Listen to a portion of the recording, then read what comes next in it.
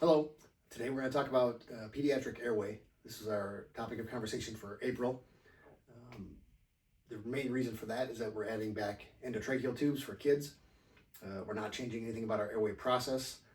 As we talked about, for those of you that could make it, that weren't on calls, we talked about the fact that BBM and eye gels are still our go-to for pediatrics. We're adding the endotracheal tubes. We're going to figure out something to do regarding, we have direct laryngoscopy blades. We don't have video for kids yet. We're looking at options for that. But again, one of the biggest points that we're not changing things. We're not going to endotracheal tubes early, as we talked about. The studies don't support that. So if the pediatric patients we have are really far down the line and really sick, and the BBM and the eye gel aren't working, or the kid's pretty much dead anyways, and I realize that sounds pretty morbid, but that's when we're going to tubes. We're not doing tubes early on. So the literature just doesn't support that. So it's a very low frequency, high risk thing. It's very hard to maintain competency on that. As we talked about, there is not really any standard definition of what competency looks like in an EMS agency for pediatrics. We talked about a survey that shows that, at least in one survey they did where they trained a bunch of paramedics on pediatric airway and then actually objectively tested them, they did okay. Well, actually, the survey involved asking them how they thought they would do and then testing them, and they did okay.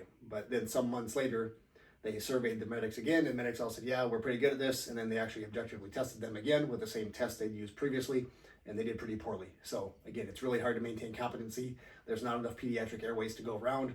In the entire metro, there's no way we would be able to train medics on pediatric airways. There's just not enough of them. I've never seen a pediatric cadaver for this, so all we have is mannequins. So it's a very tough thing to maintain great skills with. So again, we're not changing the process, but it is another tool that we'll have. So to talk about some of the other things to summarize some of the other things that we talked about. So first off, to talk about the anatomy of kids, things that make this difficult. So they have a sort of big head. So when they're laying flat, often if you picture me laying flat on a table with a big occiput and big head, their neck is going to be flexed like this. So we need to get them in a sniffing position. Often that would involve putting a towel or some sort of a roll blanket, something behind their shoulders, so you can get their head into more of a sniffing position. They have big tongue, small mandible, short neck. And this is just talking about kids with normal anatomy. When you have kids with chromosomal abnormalities or other things, they can have even bigger issues with this. Their larynx is higher. So again, the airway is usually higher and more anterior. And then a couple more things about the airway, again, that make this difficult. And this picture, this is like an AP picture. The narrowest part of the airway is actually below the cords. So the cords are here.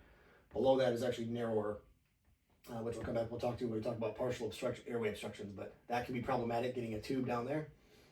And then also this is posterior and anterior. So the airway is sort of tipped such that the front is a little bit lower compared to an adult, where the airway would be sort of straight across in the AP direction. Again, which makes it hard. So it's very common to hit the anterior part of the airway either with a bougie or with a tube.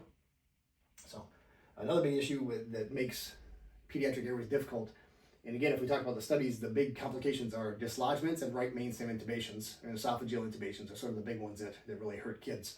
Part of that is because they have such a short distance between their vocal cords and their carina.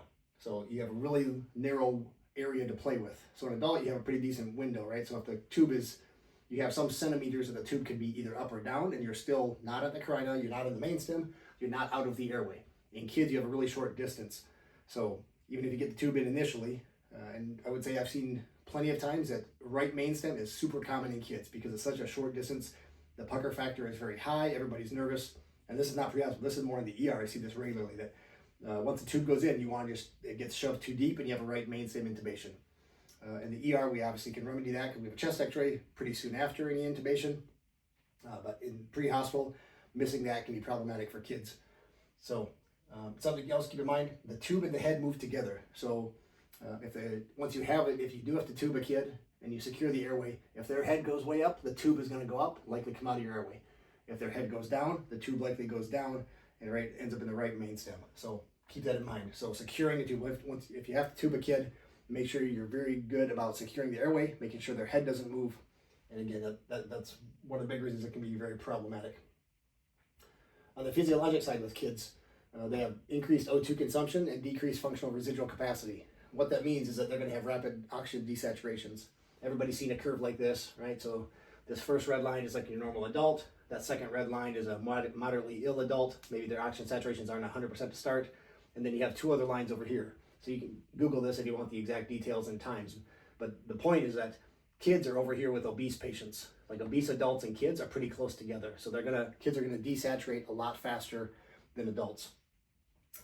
They have increased CO2 production. So that's why their minute ventilation has to be so much higher. They have to rapidly breathe to burn off that CO2.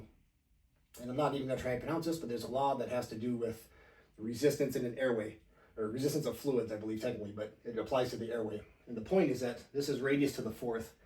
So it's inversely related to the radius. So any sort of edema or inflammation in kids really is problematic in the airway and increases airway resistance. So when you think about kiddos, we often talk about like the tube size is like the size of their little finger. So if you think of a little kid, their airway is only as big as their little finger, and now you get some decrease in the radius of that airway, you're really going to restrict the flow there. In adults, we have, like, obviously it's bigger, so relatively speaking, a little bit of resistance in the airway is not a big deal, but in kids, that can be a really big deal. A couple other comments. Partial airway obstructions. If you have a partial airway obstruction and you don't have to act on it, I would say don't. In the pre-hospital setting, I think it's very risky to act on a partial airway obstruction, and I don't have an always or never with this, right? If a kid's choking and there's something you look in the airway, something you can grab. One of the papers that we talked about from NAMSP talks about being able to use a McGill forceps and look with direct or video laryngoscopy and try to get an airway, a foreign body out of an airway. That's a good skill to have. And again, there's not an always or never, but if a kiddo is doing relatively okay, maybe they do okay, their SATs are a little bit low, or you get some blow-by oxygen or some face mask oxygen and their SATs are okay and they're holding and you don't have to act pre-hospital, I would err on the side of not acting pre-hospital. Like, get them to an ER where you have more help and more tools and more people, more resources to deal with a partial airway obstruction. Because again, the downside, if it's up in the airway here and it gets shoved below the cords, it may plug up here. So if it was a partial obstruction higher in the airway where it's bigger, and then you shove it down essentially into a funnel, now you made a partial airway obstruction into a total airway obstruction, and that's going to be a disaster. So again, I don't have it's not an always or never, but I would err on drive fast and get to a place that has more resources. Closest hospital is fine in that situation. You don't need a pediatric hospital. You just need more providers, more resources, more tools to deal with things if they go really bad. And again, just the last point, we're doing the same airway process, two-person intubation, clear communication about who has the tube, who has the bougie. All of those same things apply. Having your suction ready, we're doing all of that the same if you get to the point where you have to intubate a kid. But again, they're few and far between.